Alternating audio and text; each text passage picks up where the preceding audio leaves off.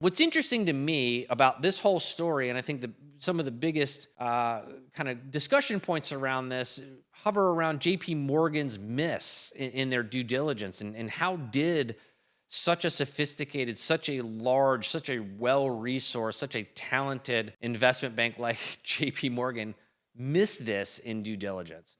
And I think there are a couple of factors. I think they were moving very fast. I mentioned a few minutes ago, they were on a buying spree. They were trying to find a lot of these fintechs to invest in a very short period of time, and they were trying to get these deals done. Early stage deals like this, they do move pretty quickly, because this is going to sound kind of bad or maybe surprise some people, but $175 million for a bank with the assets of a JP Morgan is kind of a rounding error. It's actually not that big a deal. And I'm going to come back to that in a minute about why it surprised me that JP Morgan was so public about this lawsuit in just a second.